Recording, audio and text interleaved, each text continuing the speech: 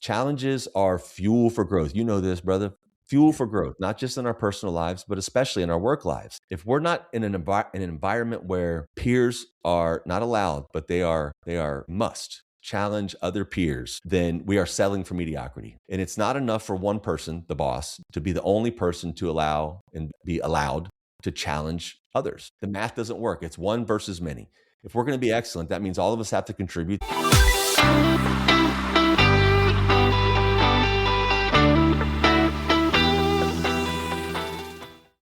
Hello and welcome to another episode of the Best You interview series. It's Gary here.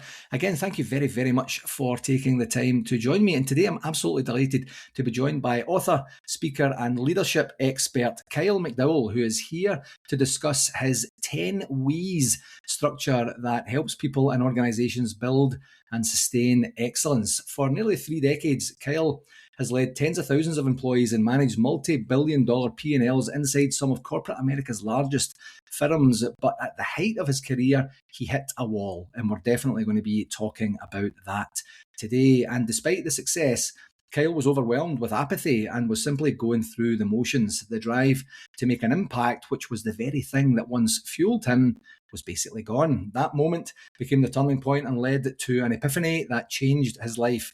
Determined to rediscover purpose and build a better way to lead, Kyle created his 10 W's, which is a principle-based framework that became the foundation for his Wall Street Journal and USA Today bestseller, Begin with We, 10 Principles for Building and Sustaining a Culture of Excellence.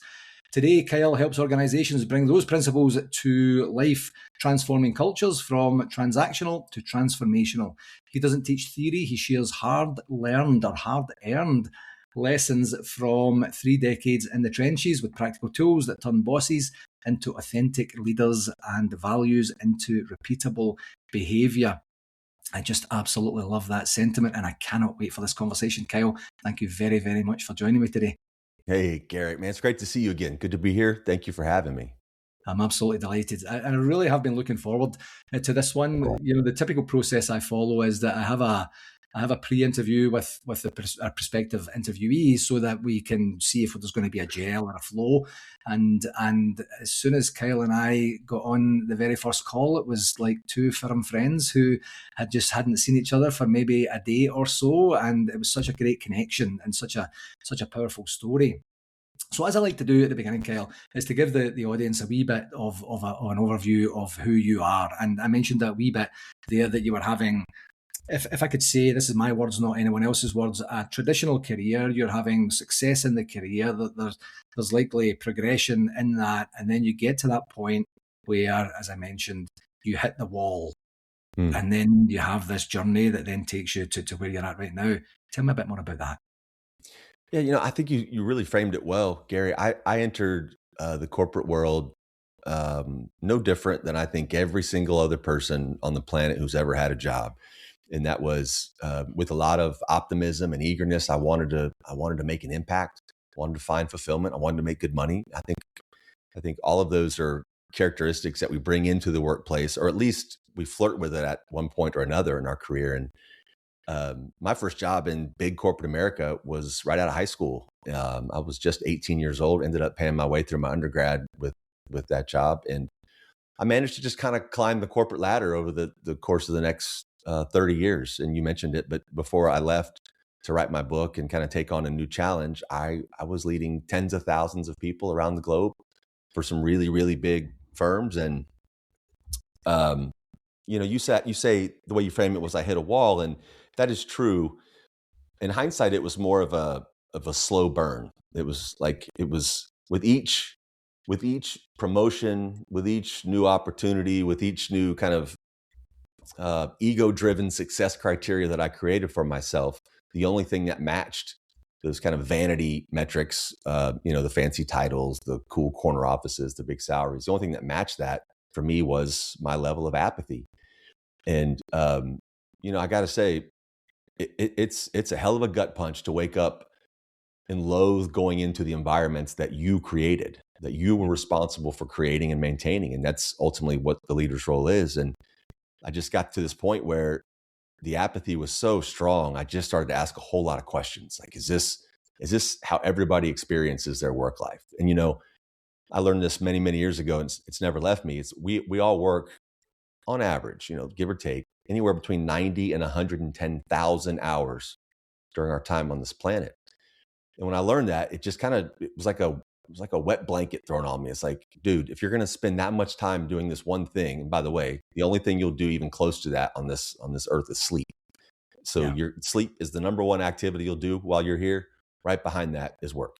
So I just came to this conclusion that there had to be a better way. There had to be a better way to lead, a way to find fulfillment, all the things that we brought to the workplace when we first entered it.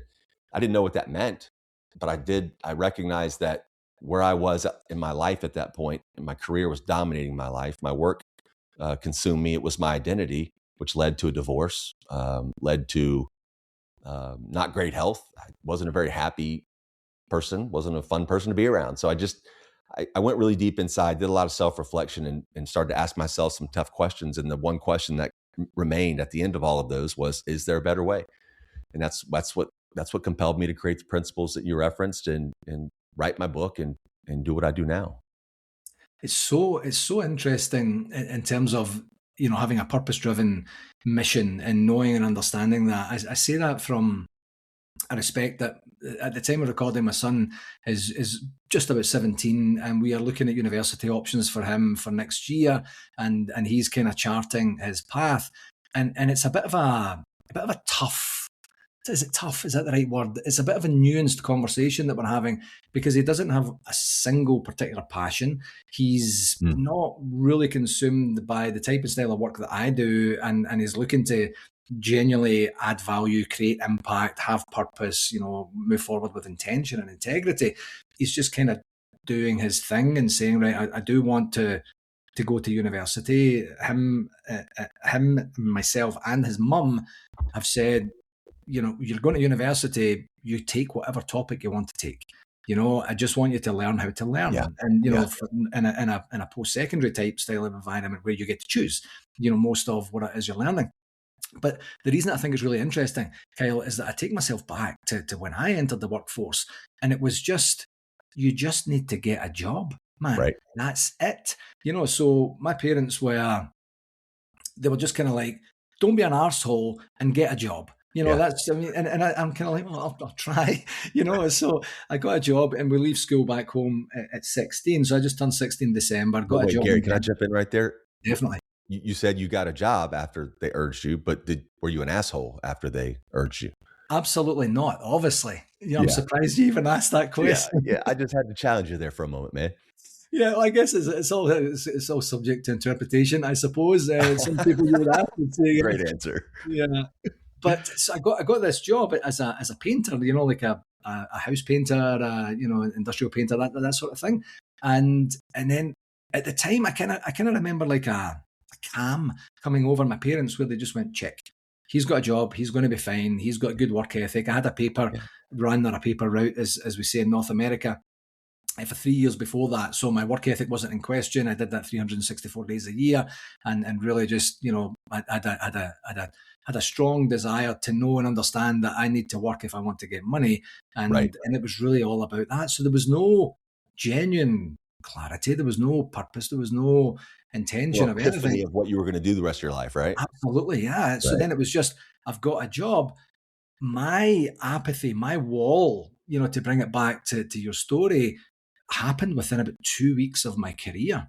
I started as a painter, and then I'm kind of all excited. I'm like, this is kind of cool. I'm going to hang out with some cool guys, and I'm going to get to paint some things, which is kind of fun as well. Yeah. And then within about 2 weeks, I thought, oh no, what have I done? And it was a 4-year apprenticeship.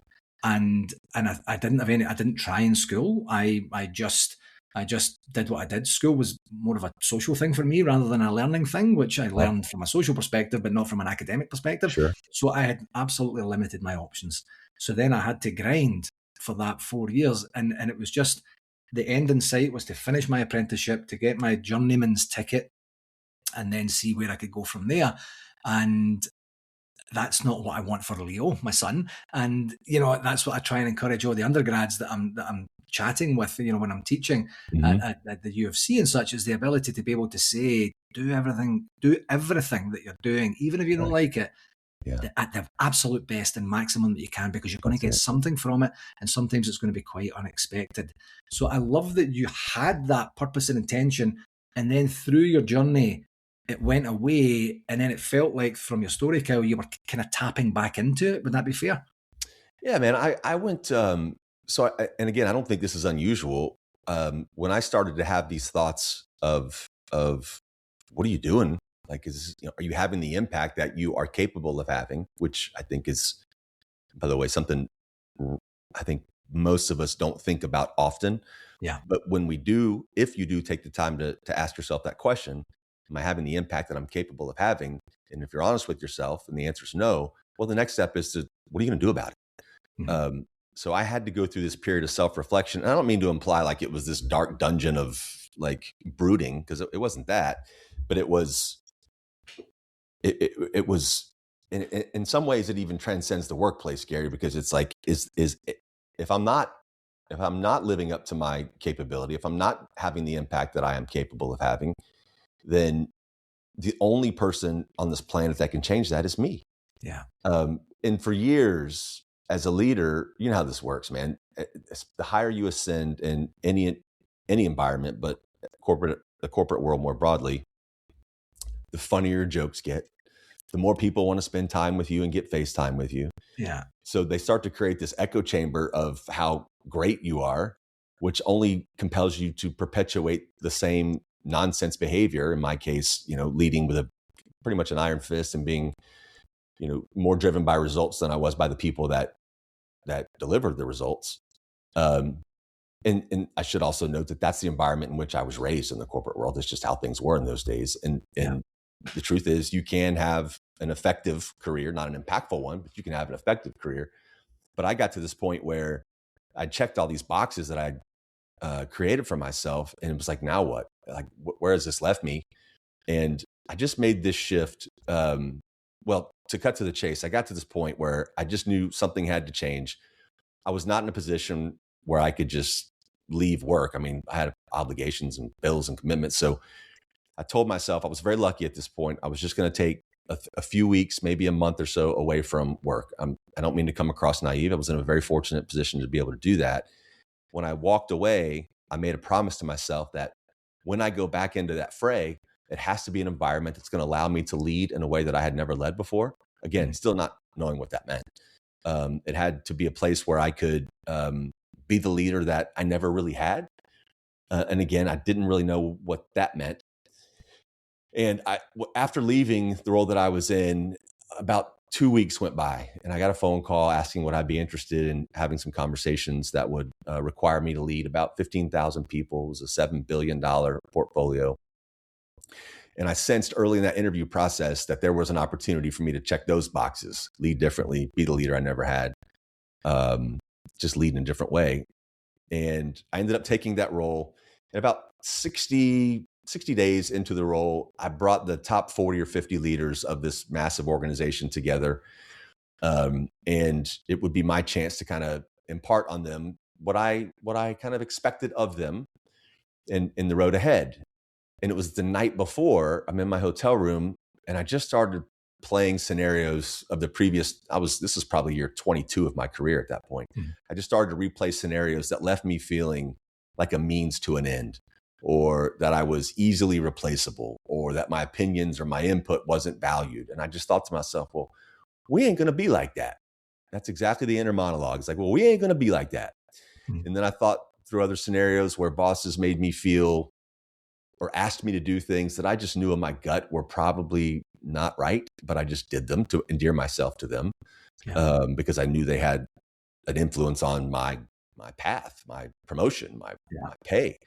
And I just, again, we're not going to do that. And every response to every scenario that I kind of ran through was then juxtaposed by a handful, less than a handful of leaders who really inspire me. Those that I could tell there was no ulterior motive. They genuinely wanted to see me grow and develop and take on more. And sometimes there's one fella in particular who saw more in me than I probably still see in myself. And the impact he had on me is immeasurable. And I thought, well, that's who we are. That's who we're going to be. That's how we're going to operate.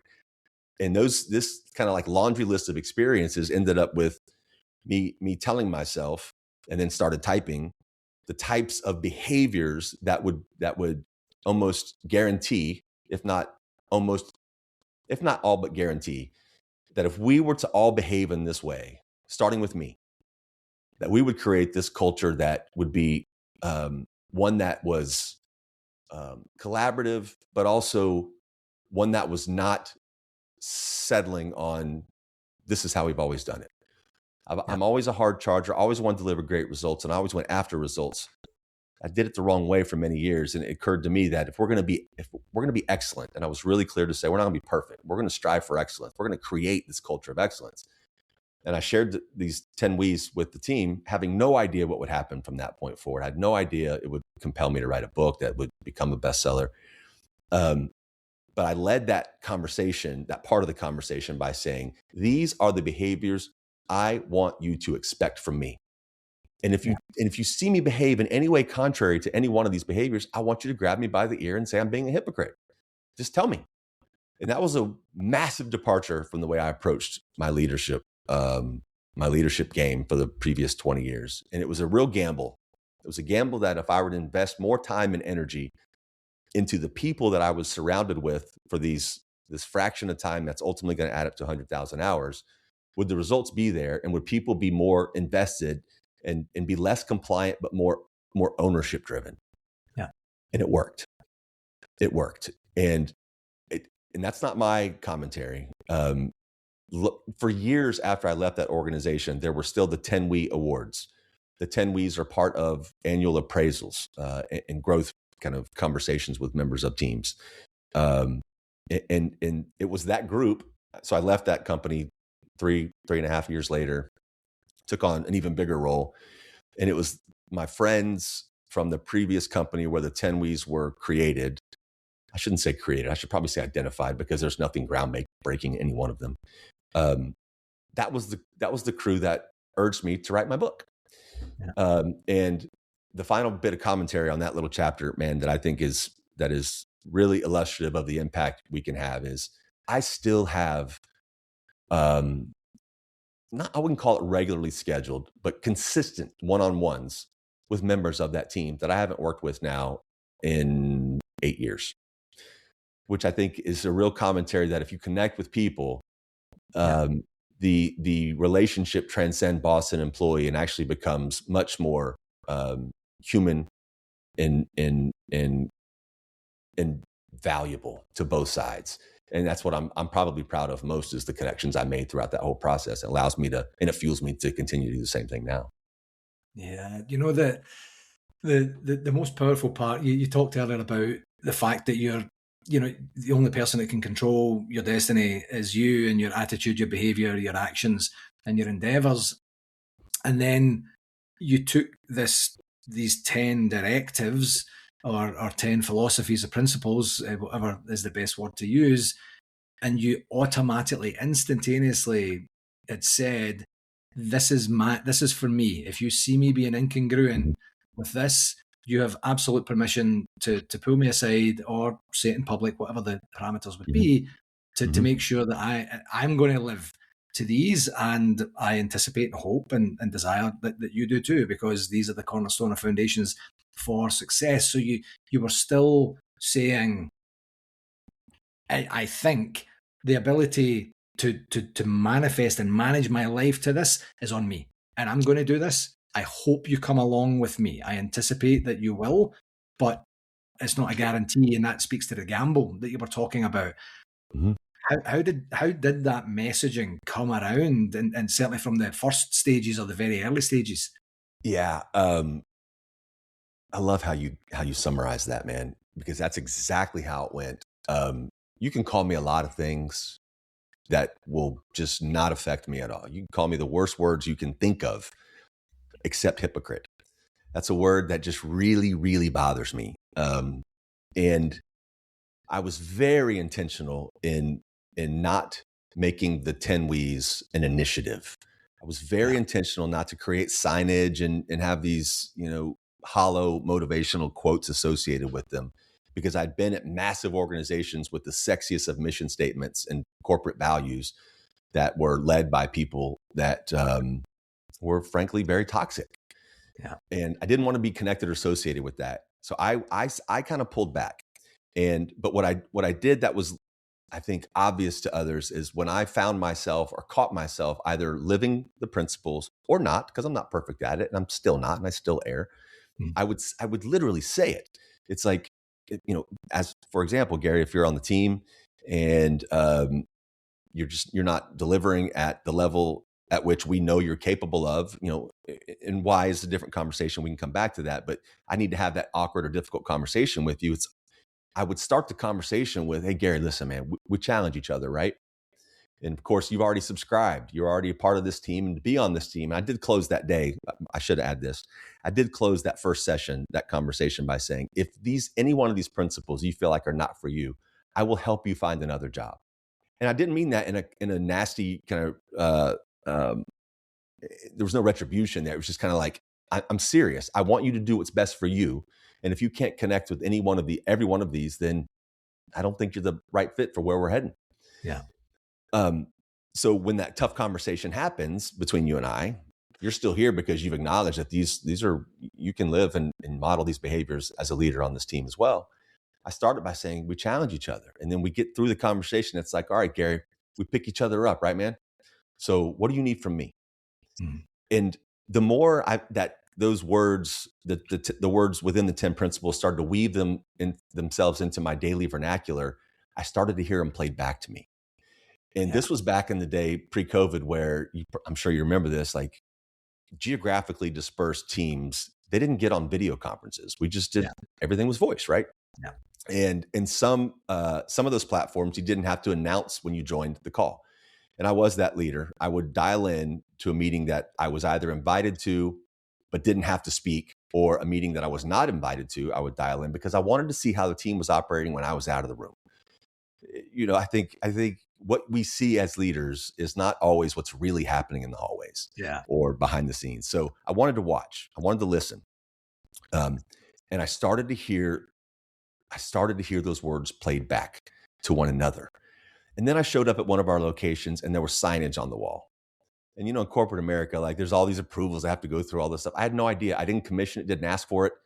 And then as I started to visit our other locations as time went on, each location put their own spin on these principles, created different signage. I walked into work one day, these bracelets were floating around. I've been wearing not the same one, but we challenge each other bracelet for 8-9 years now.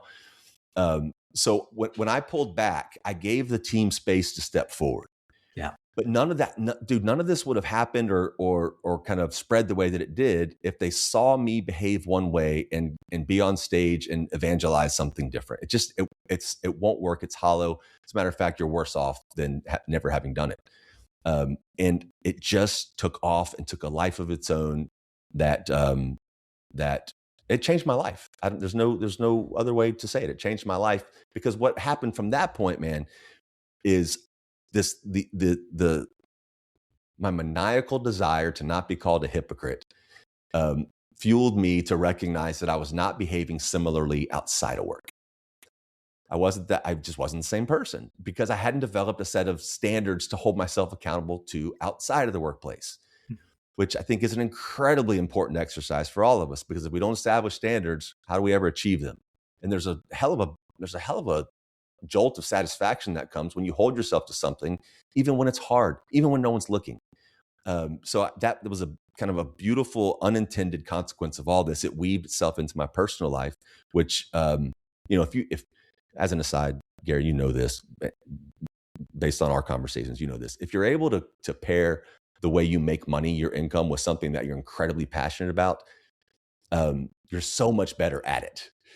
Because you recognize that it's adding value. And that doesn't necessarily mean monetarily, but my point is, the more I do what I do, the more it fuels me to do what I do, because it's something that I'm passionate about and I see the impact that it's had. Yeah.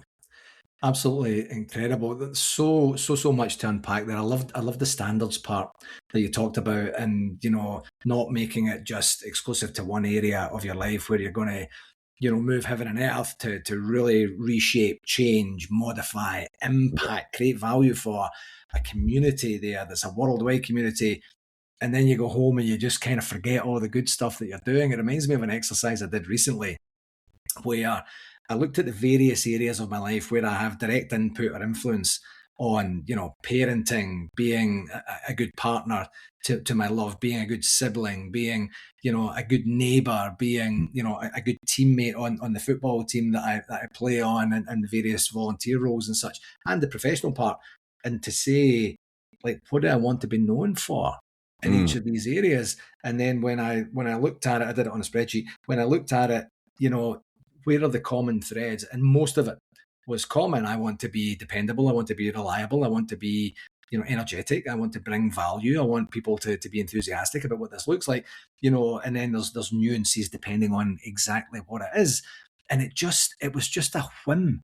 And I was sitting in my car, actually. I dialed into a meeting talking about being on a meeting, and I was sitting in a parking lot, and I was kind of like, it was nothing to do with the meeting topic or anything. I was just kind of like, actually, I don't have a lot of intention. A lot of it's Great word. unconscious, in terms of the way that I'm going around things. I would like to actually know and see if there are any gaps that need to be filled or bridged, so that I can give myself that opportunity to say, I have success in this area because I do these things. Why don't I replicate that in a nuanced fashion for that area, for that area, for that area? Thankfully, there was commonality around each of the areas, but there were some tweaks that were required where I thought that could be better or that could be worse, depending on what it is, but just that ability to have that conversation with yourself is so massive. You'd mentioned something earlier, like most of us don't give ourselves that opportunity to even sit and say, what type and style of impact do I want to create? What am I capable of, and what am I going to do about it? Right. And it's just those little incremental things that we could do to give ourselves more clarity as to where things stand right now and what the delta is, if any, between what we want to be or who we want to act as. Mm-hmm. Well, and it's natural, right? We get, especially when we're talking about our work and how it impacts our life and the way we behave in and out of work. We get on this hamster wheel, right? We get on this hamster wheel, or this treadmill, maybe is probably a better way to frame it, that it's going to keep churning. And every time that paycheck comes, we take care of our bills and obligations, and then let's do it all over again. And we end up being just so heads down, we don't take the time, and it's totally understandable because it's called life, but we don't take the time to have that bit of self-reflection to wonder, am I doing what I'm supposed to be doing? Am I having the impact that I am capable of having? Whatever those questions are for you, I think that's different for everybody, but we must ask the questions to identify, as you say, to close those gaps. And, I don't mean to sound woo woo or, two rainbows and unicorns, because I'm not perfect at it. I'm not even close to perfect at it, but at least now I've got this set of standards. If I'm committed to those standards, I know I won't win everything. I'm going to stumble. I'm going to err. But I've created this bar, or these series of bars for myself, that I recognize there's always tomorrow another opportunity to try to get better at it. And then when you see others kind of clasp onto them as well, it makes it so ingrained in almost everything that you do, not only because you don't want to disappoint yourself by holding yourself to those standards, is now you don't want to be a hypocrite because you're the one evangelizing those standards. So it's even more of a thing for me now. And I think anybody who is kind of courageous enough to develop their own standards, whether it's the 10 W's or whatever you want them to be, whether it's sitting in a car and putting it in an Excel sheet, share them with others, and ask them to challenge you whether or not you're holding yourself accountable to them or you're delivering on it. And because that's ultimately what we want to do, is surround ourselves with people that are going to help us be our best. Well, they can't help you be your best if you haven't even identified the behaviors that will kind of illustrate or show that you're being your best. Yeah. You mentioned earlier being the leader being the product of the environment, and your leadership style for the first 2/3 of your career was different to what it was, in the latter stages of your corporate career. And I really genuinely believe that to be the case, not as a convenient excuse or anything, like why would you not model successful behavior, successful being maybe in inverted commas behavior, to give yourselves the types and styles of results that you think are the most important to you as you're building? And I think there's absolutely a lot to be said for that. So before we get to the wheeze, the 10 wheeze in and of themselves, one of the things I was thinking about was, I mean, I'll ask the question and I'll provide the context, Kyle. Why we and not I? Mm, That's the question.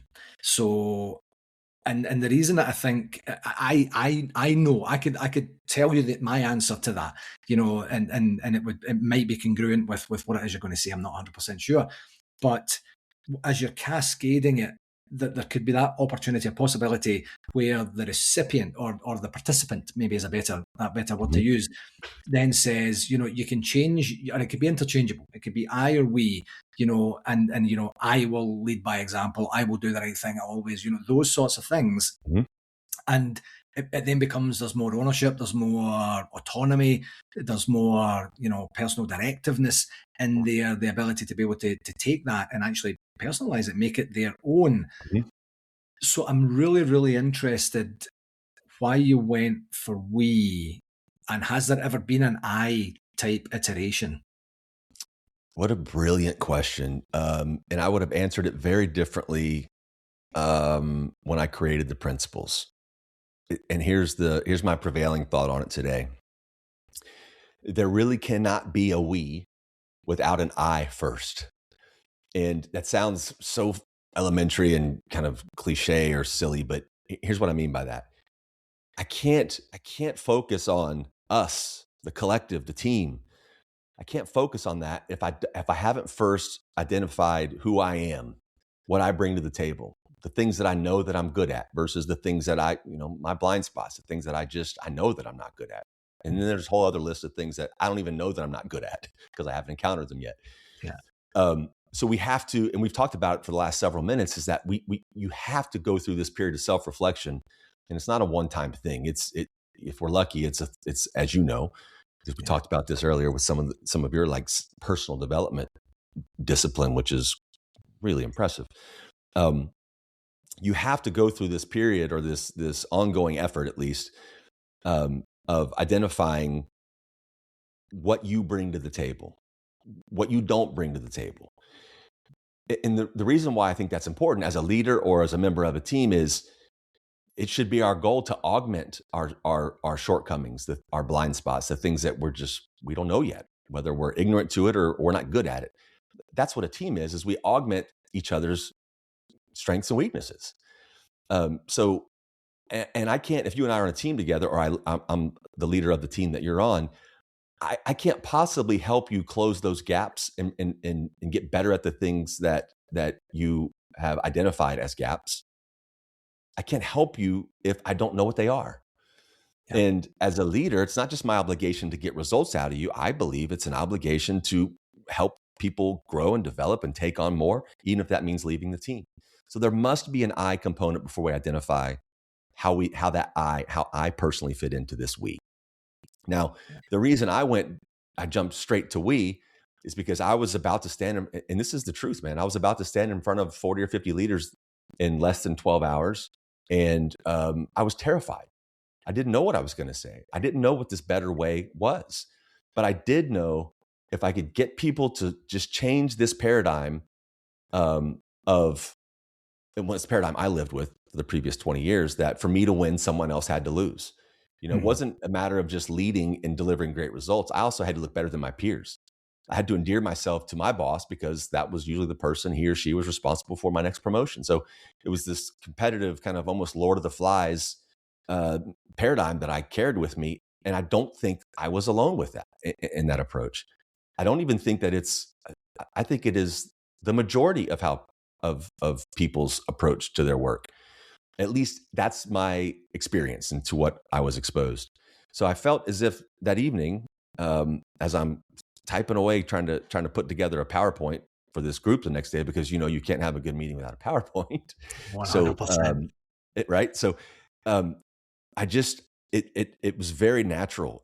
There was no kind of muse on my shoulder. It's like, here's what we need to do to ensure that kind of self-serving, ulterior motive driven paradigm would not be who we are. And it was that evening that I committed to myself that I was not going to be that person any longer. And I thought, well, if I can just hold myself accountable to these things, and my team, this group of people who don't know me, if they see me do this over and over again, not only are they behaving, I think by definition, they're going to be behaving in a way that's consistent with the way that I'm modeling these 10 principles. By definition, we are doing this together. It's not, I'm not doing it.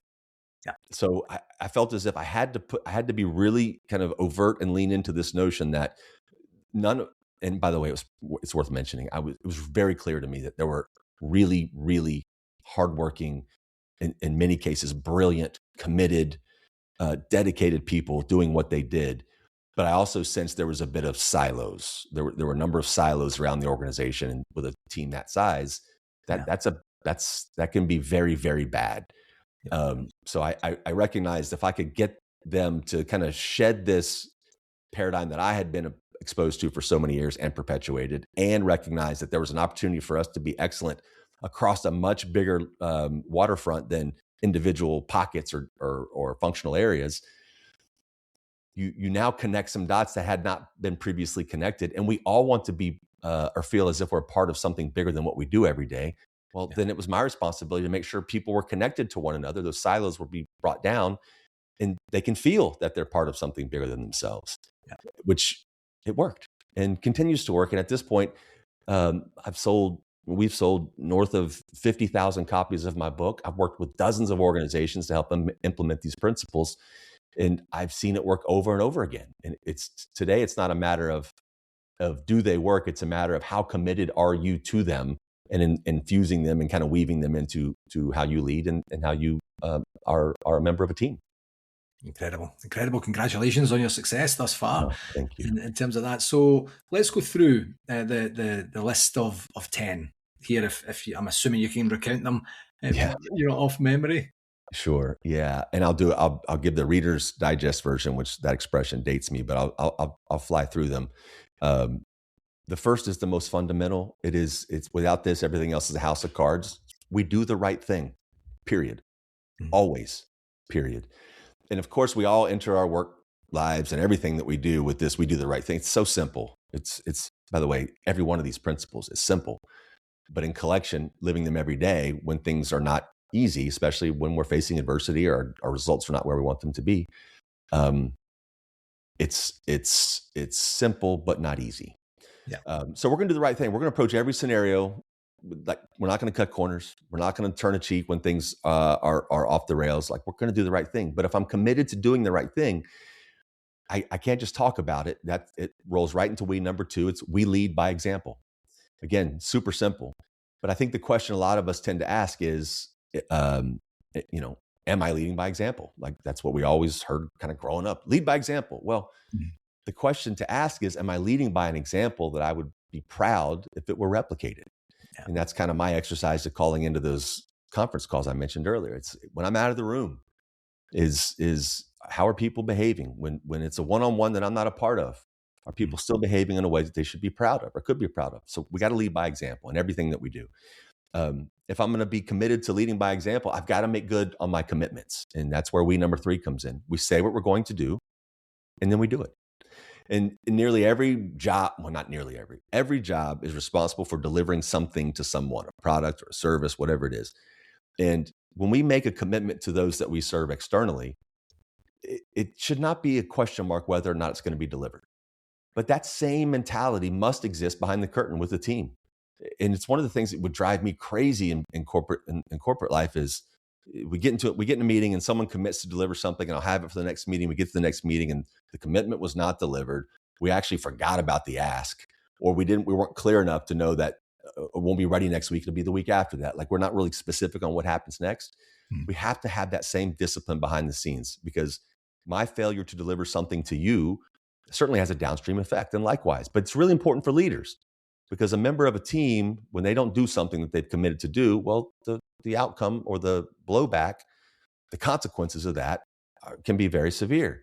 As a leader, there's really not that same level of consequence. If I tell you, Gary, I'm going to research You come to me, you said you need some training on platform XYZ. Okay, my responsibility to look into that platform for you. If I don't get back to you, there's no consequence. But if I say to you, hey, we say what we're going to do and then we do it, you're now obliged. You're not allowed. You're obliged. You must come back to me and say, Kyle, we say what we're going to do and then we do it. Yeah. So making good on our commitments is just massive behind the scenes. If we're not good behind the scenes, our customers feel it. When we're high functioning and take care of each other behind the scenes, I think they feel it just as much, if not more. For us to deliver on our commitments, we number 4 must be in the back of our minds. We take action. And that's, every organization, every team, regardless if it's at the workplace, has an opportunity to take on something that we've been avoiding. Every member of every team is aware of an opportunity to do something better. But we're usually mired in the way we've always done it. Well, not on this team. Not when we're trying to find excellence and create excellence and sustain it. We are going to take action. And that may mean that doesn't mean we're going to just, we're going to death by 1,000 paper cuts. We're going to identify what matters most. But we're going to certainly, if there's something that's broken or an opportunity to be refined or just improved, we're going to recognize that that's out there. We're going to take action. It might go on a list somewhere, but we're not going to turn a cheek to it. Yeah. If we want members of the team, including the leader, to take action, you got to be prepared for the next we, and that's we own our mistakes. No one's going to raise their hand to point out a gnarly problem if they think there's going to be consequences if they take on that problem and stumble, right? If we're going to take on, by definition, things that have been long, kind of like lingering issues or really gnarly problems, by definition, we're not going to get it right all the time. But we have to create this environment where people recognize something's broken, recognize that there might be an opportunity to be better at it or optimize it, but also recognize that we're not going to bat 1,000. And if we want people to own their mistakes, I'll keep going. We have to lean into the next we number 6. We pick each other up.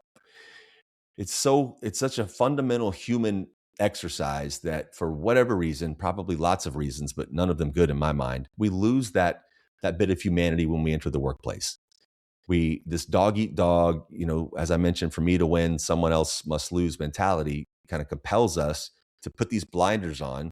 Now, it's not the rule, and there are exceptions, but for the most part, we just lose that bit of connection and that bit of humanity. The leader has a secondary obligation with this principle, though, Gary. You have to lift people to new heights. It's not enough just to pick someone up when they're down, but we have to lift people to new heights. So if a member of my team has expressed a desire to take my job, I'm going to give them shadowing opportunities. I'm going to show them the good, bad, the ugly. If someone's expressed a desire to leave the team because they want to go do something else that's more appropriate for their path, I'm going to help that as well. Because when someone recognizes that you're in it for them and not for the results they can deliver, do you think they work less hard? Of course not. They see you're committed to them. They're going to be committed to you for the little bit of time you have. And they're going to leave anyway. They've already made up their mind. They want to do something else. I just think if we're leading in a way that is authentic and sincere in our desire to help move someone to a place that's going to better them, better their family life, better whatever it is they're trying or enable something they're trying to accomplish, that's a human obligation. So we pick each other up as not negotiable, and it's something that we should exercise in nearly every single conversation. We turn the corner to we number 7. It becomes a little tougher for leaders to embrace, which is where kind of the fracture starts to be noticed in kind of embrace deeper in the organization, because leaders a lot of times don't follow these next 3. We number 7 is we measure ourselves by outcomes, not activity. And it's one of the things that still drives me crazy in a lot of organizations, those that I was a part of and now those that I work with, is this fascination with busyness. And it's manifested usually in our calendars. It's the series of meetings, either recurring or one-off meetings that take us away from the real work, adding value, delivering really great outcomes to those we serve. I like to say I'm so happy that my Uber driver puts gas in the car before he or she picks me up, but I'm really paying for them to get me to the destination. The activity is incredibly important. I'm not minimizing or vilifying activity. We must engage in activity. But if we can't draw a straight line from the activity in which we are engaged to an outcome that we've been assigned or something that we know is part of our responsibility with the job that we have, it should be scrutinized. Why are we in this meeting? What are the outcomes we're here to identify and chase? And if that hasn't been clearly identified, then what are we doing? Why are we here? So let's focus on the outcomes. My favorite of all the principles, but by far the toughest to to model every single day as we number 8. It's we challenge each other. And there's a one-word second sentence. It's diplomatically. Challenges are fuel for growth. You know this, brother. Fuel for growth, not just in our personal lives, but especially in our work lives. If we're not in an environment where peers are not allowed, but they must challenge other peers, then we are settling for mediocrity. And it's not enough for one person, the boss, to be the only person to allow and be allowed to challenge others. The math doesn't work. It's one versus many. If we're going to be excellent, that means all of us have to contribute. That means when someone's not pulling their weight, we challenge them diplomatically. Now, challenges must be grounded in either data or experience. It can't be your opinion, because there's a crude cliche that follows. We all have opinions. That doesn't move the needle. Yeah. But if I have experience in a domain that we're starting to head down a bad path or make a mistake, I got to throw my hand up and say, boss, we challenge each other, right? Well, I've been here, I've done this, and I'm telling you, this is a bad recipe. Or if I've got data that says, I was with another organization, we launched this marketing campaign and our approach was very similar to what we did back there and it failed miserably. Well, we got to listen to that data. We have to get the best idea on the table. A lot of bosses have a hard time with this because they see it as a threat to their authority. And that's ego driven, right? So when we can sit back and be open to challenge, we send a lot of messages. But the biggest of those messages is, I care about your input. Your voice is valued here, and there's no way I have all the right answers as a leader. And I value your input. I need your input, and it works for peer to peer, and it absolutely has to continue up the change. That leader must be committed to challenging up instead of just taking orders. Nobody wants to be in that environment. We can't have we number 8 without we number 9. It's we embrace challenge, whether it's from the challenges that are initiated from the scenarios I just laid out, or whether they're external challenges, market pressure, whatever the scenario is. We're not going to wilt. We're just not. We're not going to look the other way. We're going to lock arms and we're going to be galvanized by it. And we're going to tell each other, man, this sucks. I'm really nervous about this. I don't know how we're going to get through this, but we embrace challenge, right? And there's a community or a sense of community that comes about when we look these challenges in the eye and say, man, this sucks. Or I don't know if this is going to work out, but I am committed to it because I'm a part of this team and we are committed to excellence, and I'm going to lock arms and we're going to move. The last principle is we number 10. And it is, I was intentional to leave it as we number 10, because I think if it's earlier in the 10, it becomes a distraction and kind of a recipe for chaos. And that's, we obsess over details. And this is all about excellence. It's about separating ourselves from those that do the same work that we do, not just on the macro scale, the product or service we deliver, but me as a leader. It's how I separate myself from the leader down the street. You as a member of the team, your obsession with details, especially if a consumer, someone that is paying hard-earned dollar to buy our product or service, we must obsess over those details. I mean, as a consumer, when we buy something, say from Amazon, and we open the package and you unfold the instructions and there's like typos and misspellings and it's just impossible to follow, right? That sends a message about how obsessed with the details that company was. And another way of saying it is, how obsessed are they with your experience with the product or service that you just bought? Yeah. And that little bit of obsession can often be the difference between making that sale, kind of winning that client, keeping a member of the team on the team, and not. Now, if you juxtapose that experience with, say, opening a product from Apple, the word unboxing didn't even exist pre-Apple. They got these sexy little green stickers that you slowly pull off. It's like a magical experience, and that all but ensures the package inside the box is going to be magical as well. But it's that level of obsession with those details, the entire experience, that tells the consumer we care just a little bit more about the competitor than the competitor. And I think if we behave that way and kind of keep that in all things that we do, not perfection, but we are going to be obsessed with the details. And sometimes that will land in perfection. Often it won't. But we're not going to approach anything half-assed or as if mediocrity is even an option. Those are the 10 We's. Brilliant examples provided as well there, especially the last one in terms of, obsessing over the details. And I have experiences like that. And I've also had, what could you say, almost challenging conversations with people saying, that doesn't matter. You know, Yeah. I'm saying, but it does, because I've had those Yeah. experiences where there's a typo or there's something. And in this day and age, there is zero need for that to happen. With all the AI tools out there, you know, you could say, take this and make it pristine, and it will do it in 0.01 seconds, and you have it, and then you have your instructions and such like that. And then the analogy, or the comparative analogy of the Apple product, whether you're an Apple fan or not, Right. that experience is, you know, from any product that I've like, I'm all Apple, so you know, any Same. product that I get, it's an experience. It's not where you're just ripping stuff off. You're actually paying attention to what you're doing, Yeah. and you're kind of saying, well, that's kind of cool. That's, you know, Mhm. and you can actually Yeah. almost replicate it again. It's not as if you've just destroyed the whole Yeah. thing. Yeah. You could have that experience almost again, apart from maybe peeling off the Yeah. stickers and such like that. And some customers may pay no mind to that, and no Right. attention. But then it becomes that obsession of knowing and understanding what type and style of community that is you're trying to serve. And in of the first place, to be able to say, these are the types that do care about that, and we care about that, and we're going to show and demonstrate that we care about that. And if/when we make an error of quality or of anticipation or judgment in terms of how we're delivering that product, service, or result, we are going to course correct it in a visible enough way that that client knows that they've helped make us better, and we're going to give them an even better experience the next time. You know, so that it becomes this collaborative journey Yeah. as you're moving forward. So what would you say from your perspective? I was really glad when you had said, you know, when you got to kind of 7, 8, 9, you're in that situation where organizations are kind of like, oh, this is the kind Mhm. of hard stuff. This is the thing that might slow us down a wee bit or derail our progress. But from a personal perspective, Kyle, what would you say, as we sit here today, would be the one that you struggle with personally the most? Oh, wow.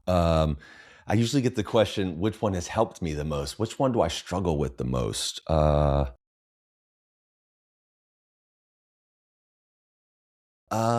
Ironically, we number 10. We obsess over details. Um, and I think members of teams that I was a part of for years would not agree with that. I developed a nickname, at least the only nickname that my teams were comfortable sharing, was the shredder. They would send me a document that would go, I don't know, to the board or my boss or a client, and I would shred it. It's like the font on this page doesn't match the font on this page. The margin on this page doesn't match this margin. Yeah, And they would say, you know, you got to take it to, oh, you're going to take it to the shredder. All right, get ready for some rework. But you know how over time my rework, or the rework that was required, got less and less and less frequent. So it drove change. In my personal life, I'm this guy that is, look, man, I'm about as ADD as it comes. Clinically diagnosed, by the way, not my opinion. Uh, yeah, and we can opine on whether or not how you know how much that does or does not impact how I approach every single day. But what I find, whether that diagnosis occurred or not, what I find myself doing is going a mile wide and an inch deep on things, where I almost intuitively, or naturally rather, um, move on to something much move on to something else very, very quickly. And because I do that, my obsession with details on the thing that I just left is compromised. And you know this as a small business owner as well. You know, we wear a lot of hats, so yeah. it's. I'm not making excuses, but I absolutely find myself flying through things where I need to press pause and go, slow down, man. Just take a breath. And you know, I remind myself of that, but it doesn't stop me from making silly errors more often than I'm proud of. Yeah. I think even just having that conscious awareness to That's it, say, brother. That's it. in an ideal world, I am operating at a 9.5 or a 10 on this, but right now needs must, and I'm okay doing an 8 for this particular time. And Yep. if there is any That's right. blowback That's right. as it relates to that 8, I can talk to that to say, yep, I could see why that would be an issue. Let me tell you exactly what's happening, or even better, proactively have a conversation to say, this one we have to go on a just good enough, because I know That's for a right. fact that my 8 is actually probably a 9 or a 10 for most other organizations anyway. I'm not giving myself a pass or self-justifying. I'm just explaining exactly what's happening, and also explaining it as in this is an anomaly or an anomalous situation right now. That's not the norm. That's not how we're going to operate Well going said. forward in these Well missions. said. And context matters, right? And this a question I get after keynotes or in a one-on-one environment is, how do you know how much to obsess Yeah, on whatever topic or activity you're on? And I can't, of course, I can't answer that question. Only you can answer that question. But I try to install a filter that is it going to be public facing? In other words, are my clients going to see this? Is it a marketing thing? Whatever. Versus, is it something that I'm doing behind the scenes that I'm the one that's going to have to like pick up the pieces because I didn't obsess over the right level of details? But my filter, I try to make sure that is, if it's going to leave this domain and someone else is going to see it, my level of obsession is immediately triggered. Now, again, yeah, I'm still making mistakes, but we all have to decide, right? Is this juice worth that squeeze? Am I spending an hour on an email that I could do in 60 seconds? Yeah, it might not be written perfectly. However, the point is communicated and the receiving end is going to understand what I'm trying to accomplish. Okay, that's probably fine. But if I'm yeah, sending an email to a client, it better be right. It's yeah. got to be right. And if it's not right, then I'm going to do what? I'm going to own that mistake. Tell them we own our mistakes. It's not going to happen again. I just believe everybody is much more understanding of mistakes. If, matter of fact, I don't think people even judge us by our mistakes. I think they're more apt to judge us if we remedy, how quickly we remedy the mistake, and if it ever happens again. People are going to err, they're going to make mistakes, but let's own it and fix it. 100%. Absolutely. Kyle, as you know, this is called the Best You Yeah. podcast, and I like to take an opportunity to ask every guest what's one regular practice that Kyle employs to give him the best opportunity to be the best version of himself each and every day? Yeah, I think you can relate to this one too, man. It's fitness. I just got to be active. And it doesn't mean that I'm throwing a bunch of heavy weights around or doing anything crazy. Sometimes I'll just walk on a treadmill for an Yeah, hour.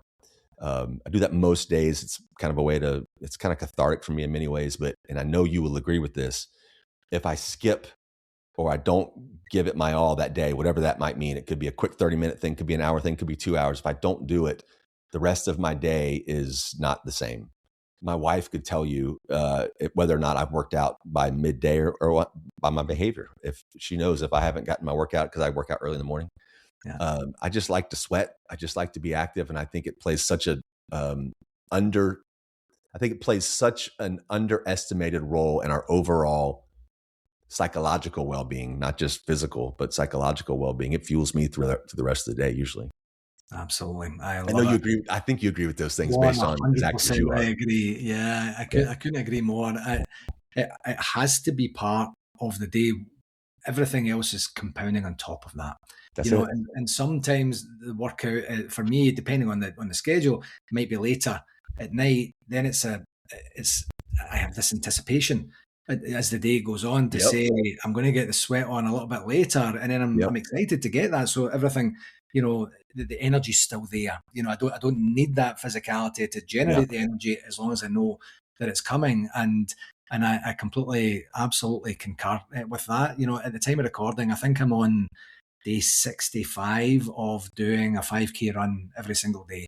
And Respect. it wasn't Wow. even intentional. It was a thing where I used to do one day on, one day off. And then the day off, I would do a biking exercise or maybe a hike on the treadmill or something like that. And and I think my schedule, I said, right, well, what I'll do is I'll just do two in a row here because I'm going to have to miss a run. There was some scheduling thing. I don't even remember what it was. I should probably have a better story for this. And then, and then I did the two in a row and I thought, you know what, I'll get back on the regular schedule. I'll just do the third one and then everything's fine and then no harm, no foul. And then I just kept doing it. And it's just the amount of processing, the amount of flushing out, the amount Yep. of bringing in positivity, and not to mention, of course, the physical benefits of it is just absolutely, absolutely incredible. And as I say, compounding on Yeah. everything that we're doing. Yeah.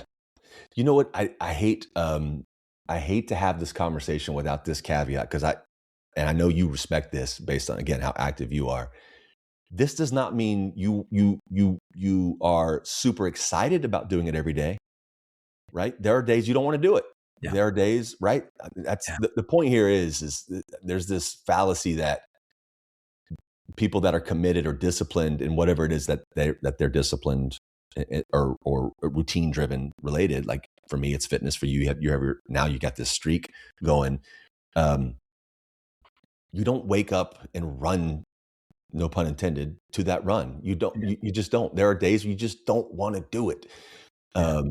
and the value of doing it is exponentially greater than the physical outcome because you've now overcome something, Yes. which fuels the rest of the day, that maybe the rest of the week, depending. So I always want to add that because, you're obviously in great shape. I try to be in decent shape, and I'm not naive that people hear these conversations and they're like, well, it's easy no, it's not. It sucks, man. There are days I just don't want to do it. And Yeah. some weeks it's more days of not wanting to do it than the days that I really do want to do it. Yeah. But the satisfaction just, man, it just Exactly. compounds. It's really Yeah. a cool thing. Exactly.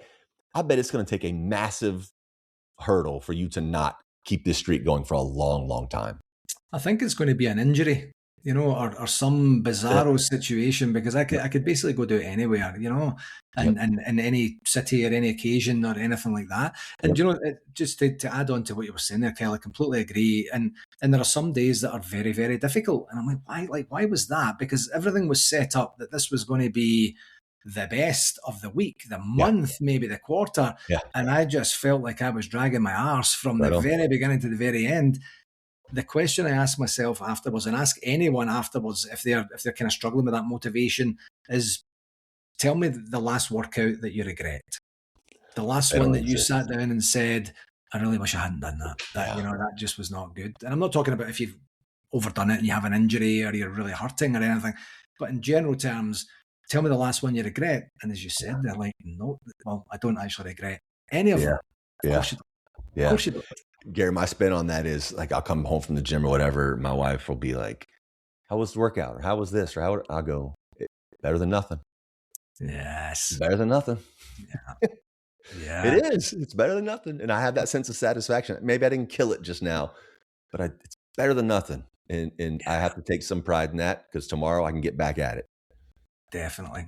You In know? my earlier running days, I had an old treadmill in the basement, and I called my dad every day, and I told him I'm running a mile every day on the treadmill, and he kind of laughed and scoffed a wee bit at it, and Yeah. he's like, "What's the point of that?" And I says, "Well, I can go and do that for I can't remember like 7 minutes each day, and at the end of that, that's 50 minutes of exercise that I would Stack it. likely have just been sitting on the couch doing a whole bunch of nothing." A whole bunch of nothing. And he wasn't doing that from a debilitating perspective or in any critical sort of way. He was just kind of like, it seems like a bit of nonsense, like it's a lot of effort just for a mile. And I said, well, there's a couple of reasons for that. One, I can't run any longer than that for right now because I've just started. Yeah. And two, I'm kind of busy. And three, I want to see if I like it.